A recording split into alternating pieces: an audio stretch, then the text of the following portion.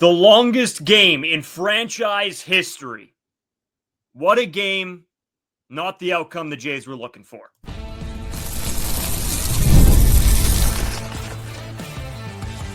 You are Locked On Blue Jays, your daily Toronto Blue Jays podcast. Part of the Locked On Podcast Network, your team every day. Welcome back to Locked On Blue Jays. Thank you for making Locked On Blue Jays your first listen every day. We are free and available wherever you get your podcasts and on YouTube, part of the Locked On Podcast Network, your team every day. Today's episode brought to you by Game Time. Download the Game Time app today. Create an account and use code LOCKEDONMLB for $20 off your first purchase. I want to start here. You know, I love this game. I absolutely love baseball. And for me, as an enjoyer of this game, this was awesome. This was just an experience. I don't know. I'm lost for words. It's super early in the morning. We're pretty much recording this podcast as it's coming out for you guys. So have your coffee with us or whatever you're doing. Hopefully you all got to work okay, whatever it is. This was awesome. And I love the game, and I loved this. This was so much fun. It just didn't go the Jays' way, and I'm upset about it. There was mistakes made all over. There was some bad calls, umpiring-wise. But at the end of the day, there were some wrong decisions that I think we're going to look back at this game and understand where this game or why this game didn't go the Toronto Blue Jays' way. But Carter, I wanted to start things here. 6 hours, 39 minutes of a game. It's currently 2:35 in the morning. As much as I want to be mad, as a sports fan and as a guy that just loves baseball, what an experience. Like, yeah, it sucked. The ending sucked. But man, you have to admit that was a lot of fun. See, you're a lot more optimistic right now than I am. I mean, we all just watched the game. Well, a lot of us did. It's 6 hours, 39 minutes of a baseball game. Ideally, you want to win after that, committing that much time, obviously, to that game. And I think maybe tomorrow I'll reflect on this, the second longest game in World Series history, the longest game in Toronto Blue Jays franchise history. And really, it's not that close. Like, it's over an hour and a half longer than the most recent previous longest franchise game the Toronto Blue Jays did have. Yeah, I'm still trying to find my thoughts, obviously, just trying to, articulate them properly. It's going to be impossible to do with an 18-inning baseball game. Like, Max Scherzer feels like he pitched 3 weeks ago, like where we're at right now. Again, lots of controversial decisions. John Schneider, a lot of people will probably have some things to say about him. But I want to start this off with, if you're blaming Brendan Little for this loss, you're absolutely insane. Like, for one, Brendan Little is literally the last guy, unless you wanted to go to Shane Bieber, which some people, that might be an argument that people have. But Brendan, like, it wasn't that John Schneider wanted to go to Brendan Little. We actively saw him try to avoid Brendan Little for as long as he possibly could, especially with Eric Lauer on the mound. Eric Lauer, phenomenal night. Just wanted to clearly say that right off the rip. But I think he probably went 25, 30 pitches longer than John Schneider anticipated him to go. Again, in hindsight, the 2020, it always is with this podcast. Can't expect the game to go 18 innings. But yeah, if you're blaming Brendan Little for, giving up a run in his inning in the third, whatever it was, even though that sinker was right down the middle to Freddy Freeman, that's absolutely insane to me. There is so many different things that we can talk about in this baseball game, but I kind of just wanted to go over some of the semantics and just some information that went on with this historic franchise baseball game. Historic in MLB terms, it's historic in franchise terms, but I'll throw it over to you to kind of go over some of those stats. Yeah, and I wanted to say this here. I'm not happy about the way this game ended. And we'll talk about sort of what the lineup ended up being at the end of this ball game, because to me, I don't want to say it was written off, because in an 18-inning long baseball game, anything can happen. But when you look at the Toronto Blue Jays lineup that was out there at the end of this game, good luck. Vlad didn't have it tonight. We're going to go over that as well. My sole hope was, Daulton, Varsho, please hit something out of this ballpark, because you seem like you're the only guy that's capable of it tonight. But Carter, I did want to go over a bunch of stuff. So ties World Series record, 18 innings, a 6 hour and 39 minute game, 44 players used, 19 pitchers used, which is a World Series record, 609 pitches thrown. Insane. A World Series record. Combined plate appearances, 153, a World Series record. 37 combined runners left on base, a World Series record. I'm upset about this. It makes the next 2 games a whole lot harder. You used everybody. This is not on the bullpen. They came out and did everything possible asked of them.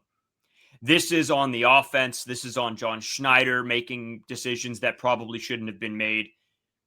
And it's also baseball. I don't think you can expect. You just don't know what to expect in an 18-inning long game. You don't know what's going to happen. You don't expect the game to be 18 innings long. You don't expect it to be 10 innings long. You're playing usually a 9-inning baseball game, and we got double that on a Monday night. It's insane. So, like, you can, and we're going to talk about it because the lineup at the start of the game compared to the end of the game, a lot of factors went into that, but it did look a lot different. Again, you can't anticipate you're going to play an 18-inning baseball game. So John Schneider isn't managing for, to have 9 extra innings. He's managing like the 9th innings, the last inning, the 10th innings, the last inning, the 11th, the 12th, and so on and so forth. Yeah. But just wanted to kind of throw that out there before we do get into some of the things from this game. Again, an 18-inning baseball game, we could probably have about a 7-hour podcast, just have a half an hour to allocate to almost every single inning here. Truly incredible what we did watch in that game, even though it did not go the Toronto Blue Jays way. But I think we got to start. I will try to do it in somewhat chronological order, honestly, but just kind of go wherever because it is late. We'll go over what time we normally release this by the end of the episode. We'll see how long we go. But let's start in the 2nd inning. Bichette gets on base, and then Daulton Varsho is up to the plate, working a count, doing his thing. There's a high strike call that is clearly not a strike. Like, I watched this one back a million times. I'm still upset about it. It might not sound as like I am as much. I mean, that is because, again, it's 3 a.m. where we are right now. So it's insane that we're doing this right now. But Daulton Varsho gets a ball that's, again, clearly a high pitch. It should not be called a strike. First off, it's a delayed strike call, which he kind of did throughout the entire game. But this one in particular, for me, it seemed like he took a little bit longer to make the call. I think maybe subconsciously he knew that this was not a strike because this is a ball that's like at the letters for Daulton Varsho. Daulton Varsho starts moving to first base as if it's a walk because, again, you get that delayed strike call. It's not a pitch that even should be a strike. But then Bichette sees Varsho's reaction, probably sees the height of the pitch as well, and starts walking towards second base. At the end of the day, you have to be 100% certain if you're Bichette in a World Series that, hey, this guy did get walked. But for me, it's like an 80-20. That is unacceptable from an MLB umpire in a baseball game. Just the delayed strike call, you got to be confident, at least vocalize it. You don't have to do the motion right away, but you got to let the hitter know. Daulton Varsho, again, it's such a high pitch that I can't necessarily blame him for anything. You thought it was a walk. I'm Daulton Varsho. I probably think it's a walk as well. But yeah, Bichette, you got to be a little bit better in that moment. But overwhelmingly, I think that's just a horrible call by the umpire in that scenario. Yeah, it absolutely is. And the umpiring is all over the map tonight. And I mean, take away the 15th, 16th, 17th, 18th inning. I get it. You're exhausted out there. Fair enough. Whatever happens after those innings, fine, I guess. It's your job, but whatever. I get it. When it comes to all game long, though, I mean, this isn't just for the Blue Jays either. There were some very iffy calls even against it's just so the Dodgers. Inconsistent. That was the issue, is that he'd make one call at the bottom of the zone, and then literally the next at bat, he would get the same pitch. And for some reason, that would be a strike compared to a ball high in the zone all over the place. Yeah. It wasn't terrible east and west, but man, north and south, whether it was high or low, missed so many calls in that game. Would love to see the umpire's scorecard after this one. I know, again, it's a long game. And like you said, once you get to the 14th, 15th, whatever, I know it's the World Series, it's extra innings, but you could see it in both dugouts. These guys are clearly tired. There's physical fatigue, there's mental fatigue, and the umpires aren't exempt from that. They're going to get fatigued as well. But that's in the second inning. That is absolutely unacceptable in a World Series game. And you've heard this narrative all around Major League Baseball. MLB umpires are one of the only professions in the world where you could be horrible at your job and somehow get promotion, somehow umpire in the World Series. it almost feels like the conspiracy theories, maybe they're running a little bit more wild for me because it is late at night, but it almost feels like the ABS things that we're hearing a lot coming into the league next year. It almost feels like they're making the transition a little bit easier based off how bad the umpiring is. I'm not going to say that's an actual thing, but I understand why people think that there's some conspiracy stuff going on with some umpires cheating. That's definitely not happening, but I understand why. Carter, and I'm not here. I'm not going to sit here and blame the umpire completely for this ballgame. Yes, that could have been a possible difference maker, but with seeing how the rest of that inning played out, there's a good chance that run doesn't score anyway. So as much as I believe that, yes, that was probably a game-changing at-bat, for sure. But this team had opportunity after opportunity after opportunity to do something in this ballgame. And they don't. I mean, they're your best player, your superstar that you want to be making a difference is Vladimir Guerrero Jr. Falls flat for most of this game. Shohei Ohtani had an unbelievable game. Unbelievable.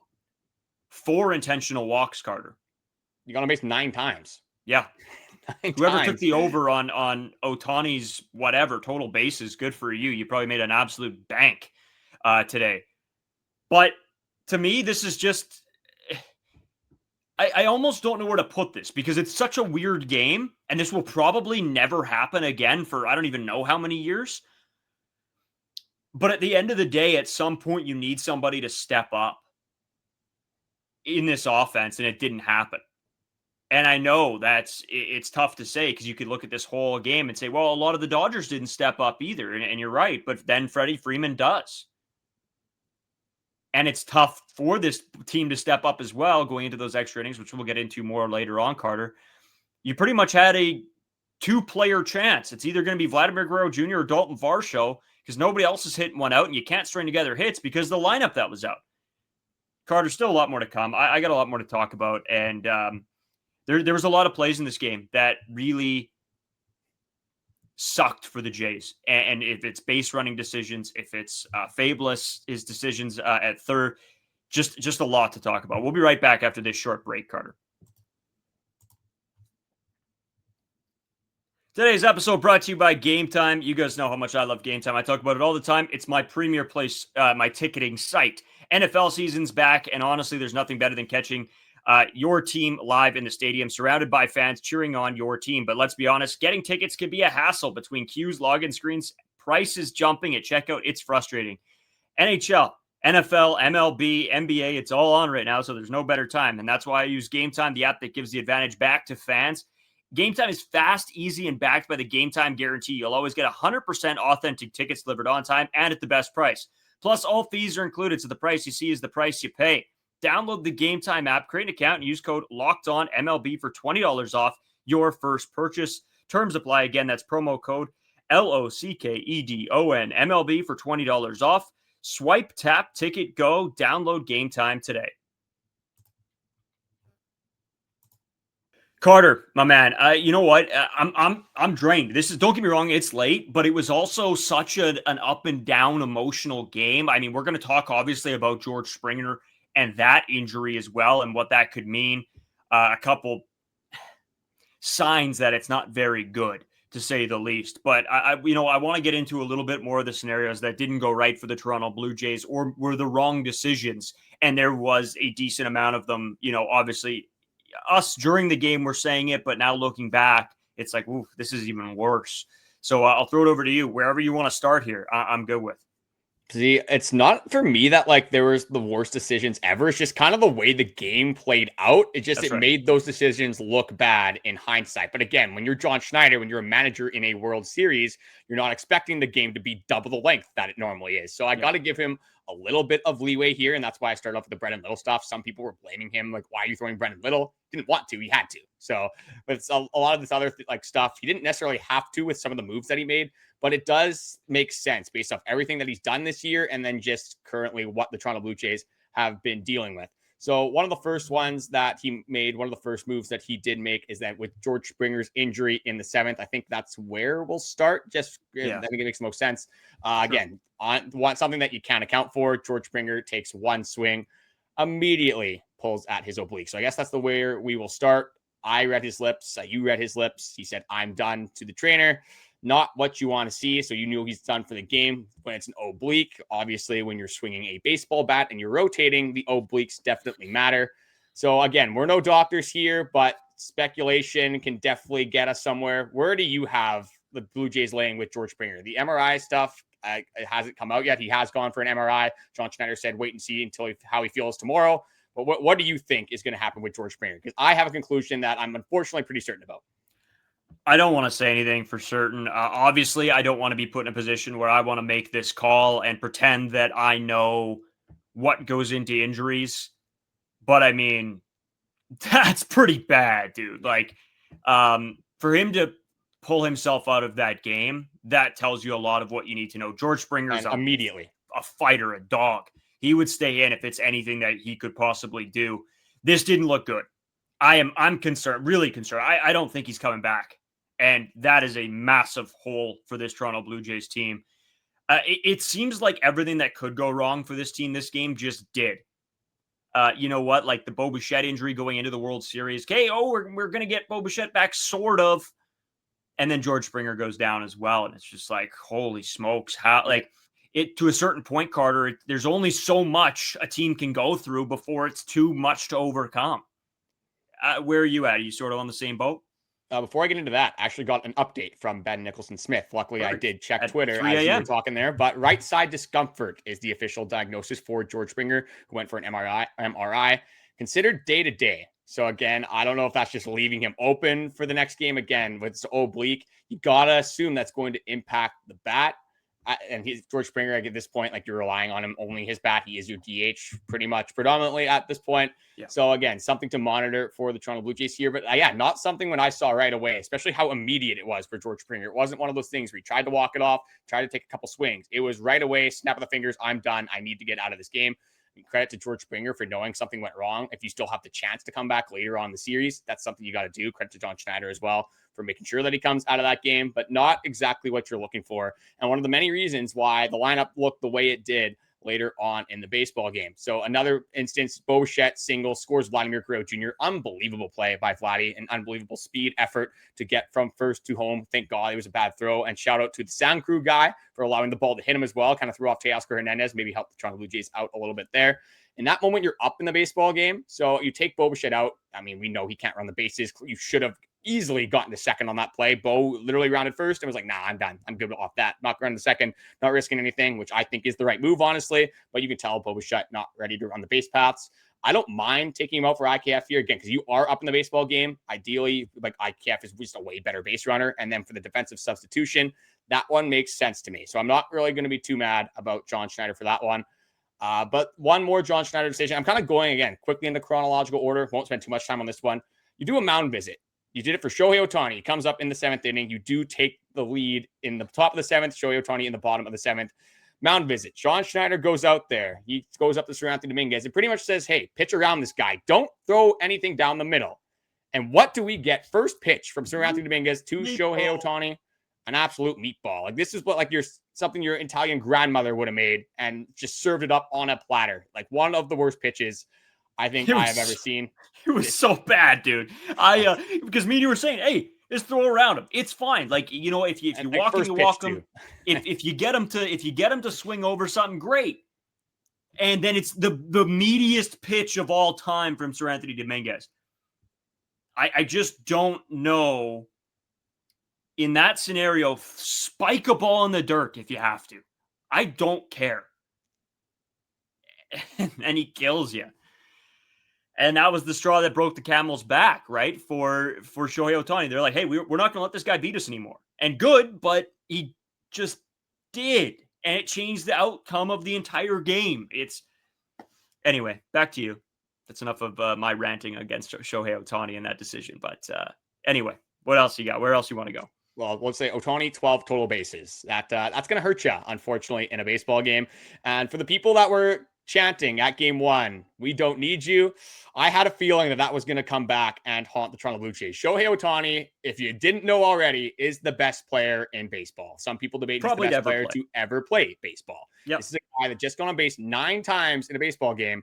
And today, later on, he is pitching.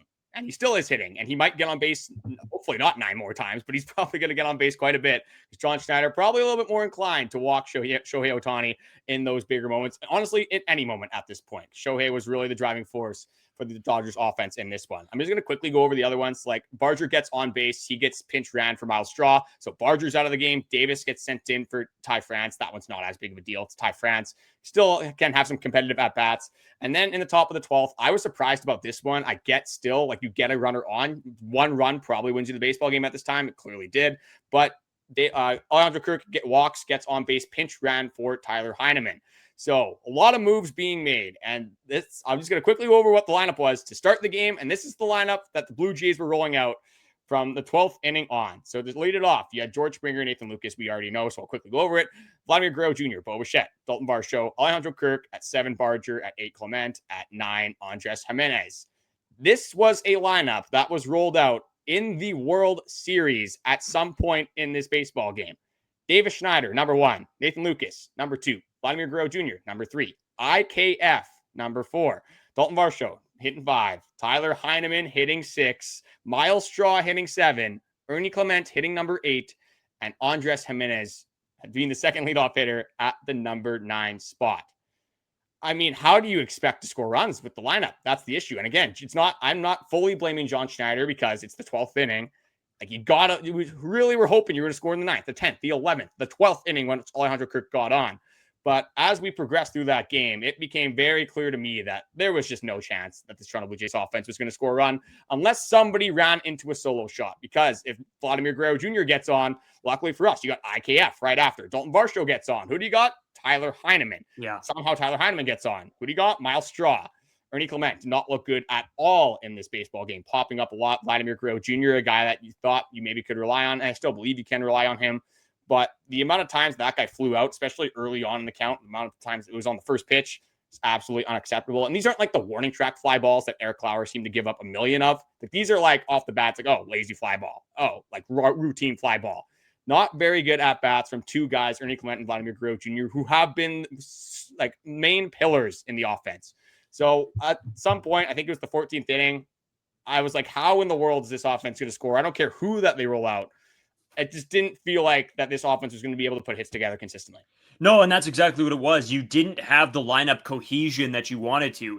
It's exactly what you said. Vladimir Guerrero Jr., great. If he draws a walk, that's fantastic, but it means nothing because you have IKF coming up right after him.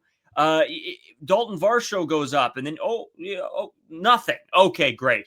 It was frustrating because you saw the potential if they had their full lineup there, right? If this was the 6th inning, okay, that maybe sparks something. It generates something. No, not here because you have that lineup coming out against the Dodgers team that made next to no substitutions and continued to roll out their best guys. And as much as you want to say that Shohei Ohtani is the only, is the driving force, and he absolutely is, they have Freddy Freeman and Mookie Betts who can do damage at any point. Teoscar Hernandez can do damage at any point. They just need an opportunity. And when you continually give them opportunities to do damage, at some point, one of them is going to come through. And that's exactly what happened with Freddy Freeman. Somebody was going to finish that game. And of course it was him. I want to say this again, because a guy that a lot of people asked, where was he? All playoffs, Eric Lauer. What an extraordinary game. Out of every time you thought, oh, this might be it. He battled out of it. An unbelievable game. Brayden Fisher, unbelievable outing. This bullpen was fantastic. And it is sad. I think for Max Scherzer as well, in his final game, you get this kind of game, and it doesn't go the Toronto Blue Jays way, probably for his we might have one more Max ever. Scherzer game. Like maybe game 7. He's in line. I mean, with the way it made, he might have 2 more 18-inning games. You might have to throw Max Scherzer. Yeah, you might. Yeah, with how this is going. It's frustrating. This entire game is frustrating, Carter. I want to talk about the base running mistakes because that realistically, there were a couple sends by Carlos Fablis that if you don't send the guy home, this is a completely different ball game. And the one, Carter, that sticks out to me, I guess, you know what, I'll throw it over to you. You can go through them, but there's one big one here that I think stands out above the rest. Yeah, there was a few in this game, like the Daulton Varsho hit to Freddy Freeman. The ball kind of hits off his glove. IKF just assumes that it got by. Good play by Tommy Edman, gets out at third base. There's a bunch more that we could go into. Again, 18 innings of baseball. There's a lot that we could go into in this episode, but we'll go into the 10th inning one because this one definitely hurt the most. And that was still when it felt like this offense could actually score runs at this point. So Ty France gets on base. Davis Schneider, pinch runner. A little bit of an interesting scenario, but Davis Schneider is definitely faster than Ty France. He's not Usain Bolt, though, as we definitely saw in this one. And maybe Carlos Fabelas thought that he was Usain Bolt, but we'll kind of just break this down here. Nathan Lucas comes up. Brayden's brother Jarvis has a Nathan Lucas hit, so he is on the edge of his seat. Obviously, it's the 10th inning. We're on the edge of our seats as well. My head hits the roof. As soon as he hits that, his head hits the roof. Brayden's head hits the roof. And then we're all like kind of hoping that he sends Davis, but then you kind of see how it plays out. Teoscar barehands the ball, makes a strong throw. I actually stopped cheering. So I'm like, oh, okay, you're not sending him. Davis will be at third. You got Vladimir Guerrero Jr. up. I know he hasn't been great, but you still have the opportunity here. You let Vladdy, your best player, ideally make a big swing for you. But Carlos Fabelas, I know, decides to send Davis Schneider. Looking at that send, like Tommy Edman has the ball, I don't know, 30, 40 feet behind first base. And Davis Schneider is at best touching third base around that time. Tommy Edman makes a very good throw. Will Smith makes a tag probably 3 seconds before Davis Schneider even gets there. And then, you do a Hail Mary challenge, hoping that he's blocking the bag. Clearly just isn't. Don't love the send call with Vladimir Guerrero Jr. there. I get that, it's a big moment. You think one run can win the game, and one run was probably going to win the game. Vladimir Guerrero Jr. wasn't great at the plate up until this point. That felt very aggressive. That felt like a huge risk that was not really worth it for the Toronto Blue Jays in that moment. Don't love the send call there by Fabelas. I get probably why he did it because of the feeling in that game, but that's one you got to go kind of back to the roots. Don't let the mental fatigue get to you. That's one you just can't send, unfortunately. Carter, it's one rule of baseball. Whose hand you want the bat in one of the biggest moments of the game? It's your best player. It's the guy you pay $500 million to play the game. And I was frustrated because, at the time, it's heat of the moment. You're thinking, if he's going, go, right? And then, you look at that play again, and you're like, how in the world did anybody expect Davis Schneider to make that home? Like, there was no chance. The only way is if, they messed up with the relay. Like, if Teoscar maybe, bobbles the ball, trying to pick it up, maybe makes a bad throw to Tommy Edman. If Tommy Edman makes a bad throw as well, maybe you get something there. So that's the only reason that I can kind of see. But still not something that I would have done in that moment with Vladimir Guerrero Jr. at the plate, no matter how good or bad he was hitting at that time. No, exactly. That's why you pay him the money. That's why you want him to come up in a big situation. You have a little bit of momentum, and I think right there again sucks the momentum out of this team and the spark that could have been there. Right, Vlad goes up in that moment. He's probably feeling great. Hey, single scores here, right? Puts us up. Wow, keeps the line moving. But instead, you send him. And I get wanting to try to get the run. I really do, but it's a little bit of situational awareness that just needs to be had in that moment. And I like Carlos Fabelas. I think he does really good jobs, but there are some moments where he sends guys and they don't have a shot in hell. I mean, we talk about the Bichette send, Carter, that got him injured in the first place. I don't know, man. I don't know. It was quite frustrating. And that play sort of cemented how this entire game was. There was a lot of base running mistakes. There was putting your offense behind. And at the end of the day, in an 18-inning ball game, that can go either way. Guys' swings start to fall off. You've had so many cuts at the ball. You're battling for so long that, you don't know. You could be taking hacks but not having a chance. You could, get a lucky pitch and squib one down the line, and that could be a game changer. That's just how baseball goes in late innings like this. You're sort of sitting on a hope and a prayer a little bit, both teams. And it's just whatever way the baseball gods want this one to end. So I don't know. We got a lot more to talk about, but obviously we got to tee up game 4 as well. Give me one more thing quickly, just about Carlos Fabelas, and then we'll kind of go into just the significance of that game 3 and then how that translates over to game 4. Absolutely. Honestly, for me, I think Carlos Fabelas has been pretty good all year, up and really until the last month and a bit.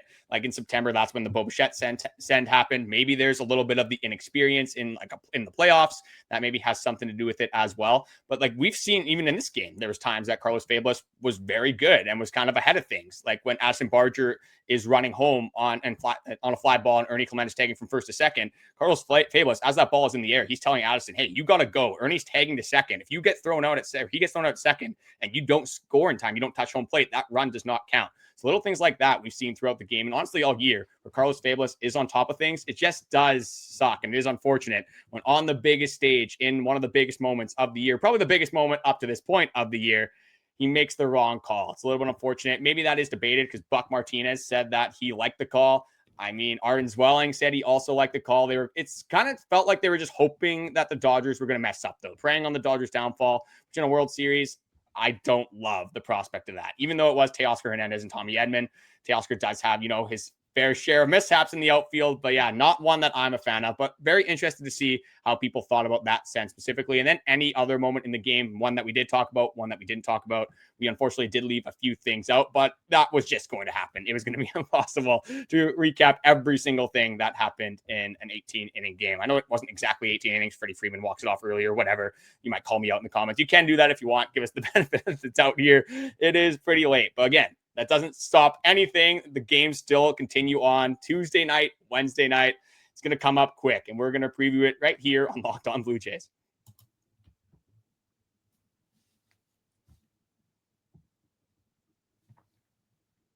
So, Carter, continuing on. You know what? We're sorry. This has been just a whirlwind of a few days here, and going into an 18-inning ball game, we might not be as sharp as you necessarily want us to be. But, we just sat on the couch for 6 hours. I want to know what the people, because there's a few people in our fantasy group chat, shout out to Austin. I hope you're alive at work today. But luckily for me, I'm in school. Brayden doesn't work. So we don't have to get up that early. But hold on, I do actually work. I'm just not working tomorrow. Yeah, sorry, yeah. I don't want you guys to think I'm sitting on the couch watching baseball all day. But hey, but tomorrow, that should be a stat holiday almost in Canada, a mental health day, some would say, because if you're getting up for tomorrow after that, man, it's going to be rough. So yeah, we obviously wanted to get something up for you guys, but for me going into that game 3, that meant a lot. It's going to be tough, reeling off a loss, no matter which way you look at it. If it was the Dodgers, if it was the Jays, it's tough when you lose a game that's, a double baseball game, when you play double the amount of innings. And I think for me, this game would meant more for the Toronto Blue Jays, unfortunately. Being in LA, if you go up 2-1, you don't even necessarily have to win one of the next 2 games. You would love to, obviously. But now you're obligated to win one of those games. You got Shohei Ohtani, you got Blake Snell. I thought Tyler Glasnow was one of the more gettable pitchers in the rotation, even though he's very good, and we saw how good he is. This one's a tough one to swallow. So hopefully the Toronto Blue Jays can win game 4. I don't see them winning 3 in a row against the Dodgers. So now, as much as I say game 3 was a must win, I think game 4 is even more of a must win. You need to tie up this series against the Dodgers. I think that is game 3 was going to be a pivotal game. And I got some stats to kind of go into as well, but I'll throw it over to you just quickly, just your reactions to that. Do you think game 3 is as important as I think it is? Or do you think the Toronto Blue Jays will still have the opportunity to bounce back? I think they will bounce back, but do you how important do you think game 3 was? Yeah, massively, especially in an 18-inning ball game, right? You're going to be exhausted the next day. There's no question, no doubt in anybody's mind that you're probably not going to be feeling your best self going into game 4. Winning that game could have been pivotal. And maybe we look back at all of this when all of this is said and done, whether it goes one way or the other, and think back to how important that game specifically was, because you're right. Do you want to now go into a game 4 where you are exhausted, everybody's exhausted, facing Shohei Ohtani on the mound, and then have to go and win 3 straight? I think that's a tall order. I don't know, man. I'm right there with you. I think this next game against Ohtani I think it's going to be the decider. I think if the Blue Jays are able to win it, then okay, this is all right back. It's all even. It's good to go. But if they lose this one, I don't know. I think we're in tough here.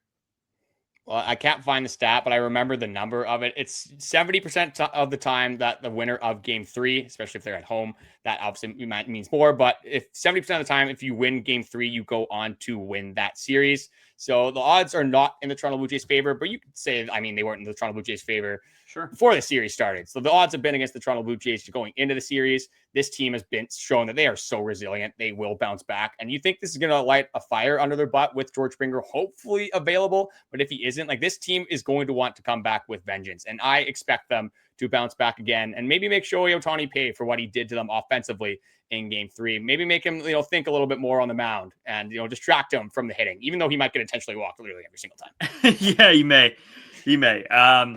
We always appreciate you guys tuning in for the episodes. It was a crazy one. We hope that out of all of this, we don't expect any of you to be happy. I mean, we're not happy with that loss. But enjoy it. We hope you guys had fun during that game, at least. It was something that you may never have happen again in your lifetime. So we hope that you at least had a little bit of fun during the game and were with some people that you could enjoy it with. Leave a comment down below. Let us know how your guys' night went. Just sort of the emotions, the up and down, the ending, everything. We want to hear all the stories. It's going to be something that probably gets talked about at the office when you go into work. So yeah, hopefully you guys had a little bit of fun and then, got to bed at a decent time and you got some sleep. But Carter, my man, before we kick out of here and hopefully do get some sleep ourselves, anything else from you?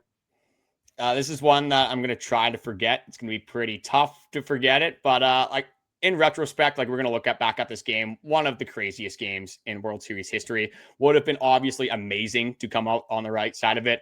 But hey, this is why we love ball. Whether, it goes your way, it doesn't go your way. We got 17 and a half innings, give or take, of World Series baseball. If you were at that Dodgers game, you pretty much got double of what you paid for. So congrats to you. Maybe that made the World Series tickets, sort of affordable. Maybe you break it down. You can explain that a little bit better. It's like, hey, instead of spending my entire bank account on one game, I kind of got 2. So yeah, just crazy game. One that I will remember for a very long time. Of course, it's Freddy Freeman. That has to be the guy that does walk it off. Who would have thought?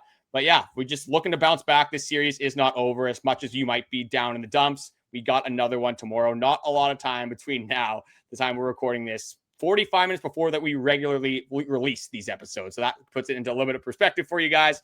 We love doing it. Wouldn't matter if, we almost did it live. We almost just decided to stay up for a little longer and just go live for this one. But thank you guys for watching, and we will be back with you guys again tomorrow or today.